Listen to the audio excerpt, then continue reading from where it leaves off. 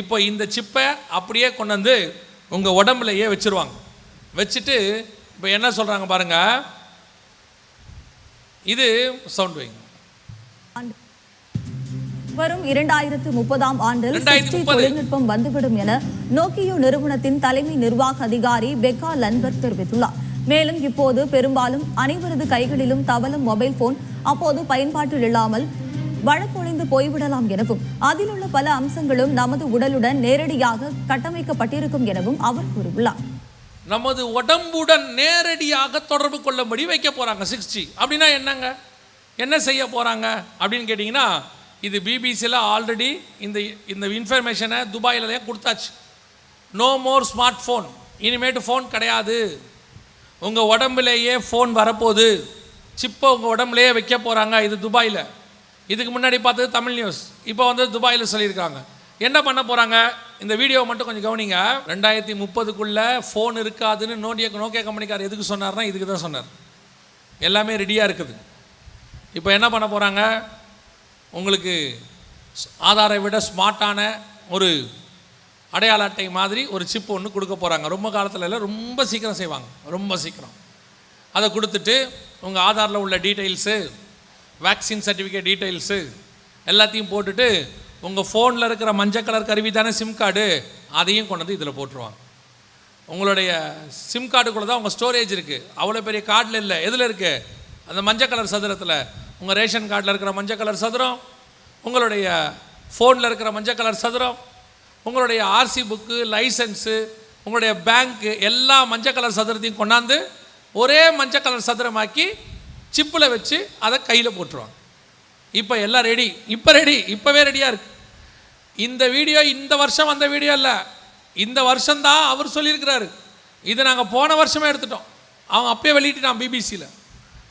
வலது கைக்கும் நெத்திக்கும் முத்திரை தயாராக இருக்கிறது. இப்போ அதுக்கான ஒரு ட்ராமா நடக்குது.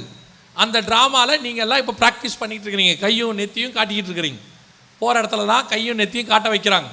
அடுத்து என்ன பண்ணுவாங்க தெரியுமா, உங்களுக்கு டெம்பரேச்சர் இருக்கான்னு பார்த்தாங்கல்ல, இனிமேட்டு டெம்பரேச்சர் இருக்கான்னு பார்க்க மாட்டோம், வேக்சின் போட்டாச்சா போடலையா அந்த சர்டிஃபிகேட்டை கையில் போட்டு கொண்டாங்கப்பா. உங்களுக்கு அது ஒரு பெரிய விஷயமாவே தெரியாது, ஏற்கனவே நீங்கள் ரெடி ஆகிட்டீங்க அதுக்கு. இப்போ அது இருந்தால் தான் ஸ்கூல், அது இருந்தால் தான் நீங்கள் ட்ராவல் பண்ண முடியும், அது இருந்தால் தான் நீங்கள் வந்துட்டு வேலைக்கு போக முடியும். இல்லைனா வேலை கிடையாதுண்ணா. வேக்சின் போடாதவங்களுக்கு என்ன கிடையாது, வேலை கிடையாது. வேக்சின் போடாதவங்க ஸ்கூலுக்கு வரக்கூடாது, வேக்சின் போடாதவங்களுக்கு அரசாங்கத்துக்கு வரக்கூடாது சொல்லிட்டான். வெளிநாட்டிலலாம் வேக்சின் போடாதவங்க ஷாப்பிங் மாலுக்கு வரக்கூடாது, வேக்சின் போடாதவங்க அரிசி வாங்க வரக்கூடாது, கடைக்குள்ளேயே வரக்கூடாதுன்ட்டான், ரூலே போட்டான். வேக்சின் இருக்குது தான் செக் பண்ணி தான் உள்ளே அனுப்பினான் சர்டிஃபிகேட் ஃபோனில். இப்போ அடுத்து என்ன பண்ண போகிறான், டெம்பரேச்சரை தனியாக செக் பண்ணா, வேக்சினை தனியாக செக் பண்ணுறான். இப்போ ரெண்டுத்தையும் ஒன்றாக்கி சிப்பாக மாற்றி கையில் போட்டுட்டு நீ வேக்சினை காட்டு, நீ வேக்சின் சர்டிஃபிகேட் இருந்தால் தான் உள்ளே விடுவேன்பா. இப்போ உங்களுக்கு அது ஒரு பெரிய விஷயமாவே தெரிய போகிறதில்ல, ஆல்ரெடி எல்லாம் உங்களுக்கு மைண்டில் ஏற்றியாச்சு. உங்களுக்கு இருக்குதோ இல்லையோ, ஒருவேளை வருகை தாமதித்தால் நம்முடைய பிள்ளைகளுக்கு அது ஒரு பெரிய இஷ்யூவாகவே தெரியாது. ஏன்னா அவன் என்ன சொல்லுவான், நாங்கள் சின்ன வயசுலேருந்து கையை காட்டிகிட்டு இருக்கிறோம், இது என்ன புது விஷயமா, நான் ஸ்கூலுக்கு போகும்போதே கையை காட்டினேன்.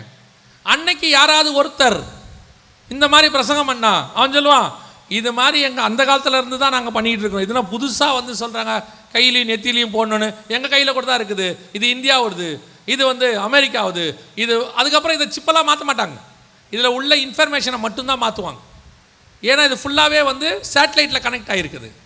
அதுக்கப்புறம் என்ன ஆக போகுது, ஒரு உலக அரசாங்கம் வரும்போது அவனுடைய காரியத்தை உள்ளே இம்ப்ளிமெண்ட் பண்ண போகிறான், அவ்வளோதான் விஷயம். ஸோ இப்போ நம்ம முந்தின ஸ்டேஜில் நின்றுக்கிட்டு இருக்கிறோம். கர்த்தர் சொன்ன கடைசி கால அரசாங்கத்தினுடைய முந்தின ஸ்டேஜில் உலகம் நிற்குது. அதற்கான ஆயத்தை தான் அவங்க வேகமாக பண்ணிக்கிட்டே இருக்கிறாங்க.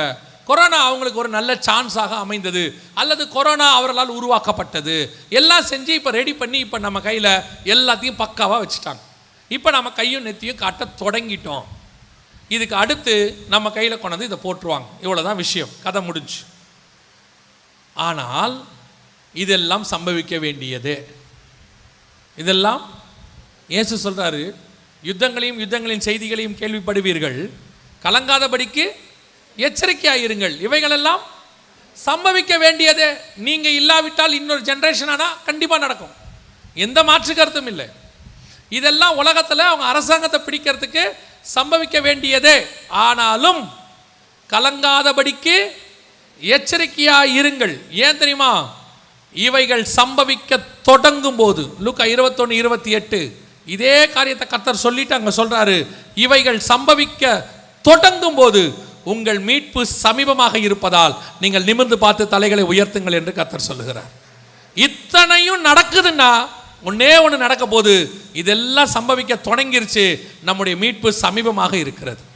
இயேசு சொன்ன இத்தனை விஷயமும் வெளியே நடக்குது. இதெல்லாம் வெளியே நடக்கிற விஷயம், எதுவும் சபைக்குள்ள நடக்கல, எல்லாம் வெளியே நடக்குது. சபைக்கு உள்ள ஒன்று நடக்கும், அதுதான் கர்த்தருடைய வருகை, சபை எடுத்துக்கொள்ளப்படுதல். அவங்க அதுக்கு ஆயத்தப்பட்டுக்கிட்டு இருக்கிறான், நாம எதுக்கு ஆயத்தப்படணும்? இது எல்லாத்தையும் நீ பார்க்கும்போது ஆண்டவரே ஒன்னே கேட்பாங்க, அப்புறம் எதுக்கு இதெல்லாம் சொல்றீங்க? சீசர் வந்து கேட்குறான், உங்களுடைய வருகைக்கும் உலகத்தின் முடிவுக்கும் அடையாளம் என்ன? எங்களுக்கு சொல்ல வேண்டும். உலகத்தில் நடக்கிற அடையாளத்தை வச்சுக்கிட்டு உள்ளுக்குள்ள நீர் வருவீர் என்பதை நாங்கள் தெரிந்து கொள்வோம். வானத்தில் நட்சத்திரம் வந்தா பெத்லகேம்ல இயேசு பிறந்திருக்கிறார்னு அர்த்தம். உலகத்தில் இது நடந்தா அதுக்கு முன்னாடி இயேசு வருவார்னு அர்த்தம். உலகளாவிய கணக்கெடுப்பு நடந்து முடிஞ்ச போது இயேசு பிறந்தார். உலகளாவிய கணக்கெடுப்பு நடந்து முடிஞ்சு இப்போ இயேசு வரப்போகிற காலம் வந்துருச்சு. இப்போ வலது கைக்கும் நெத்திக்கும் முத்திரையை ரெடி பண்ணிட்டாங்க. ஒரு அரசாங்கம் தயாராகி விட்டது. அத்தனை பெரிய அந்த அரசாங்கத்துக்கான ஆயத்தத்தை செஞ்சுக்கிட்டு இருக்கிறாங்க. இவைகள் எல்லாம் சேர்ந்து உச்சமாக முடிஞ்சு ஒரு ஆளை கொண்டு வந்து அந்த அரியாசனத்தில் உட்கார வைப்பாங்க. இவர் தான் உலகத்தினுடைய அலெக்சாண்டர் மாதிரி, ஹிட்லர் மாதிரி ஒரு பெரிய சர்வாதிகாரியை உட்கார வைப்பாங்க. அவன் வருவதற்கு முன்பதாக இயேசு உன்னையும் என்னை மீட்க வருவேன் என்று வாக்குத்தத்தம் பண்ணி இருக்கிறார். அல்லேலூயா.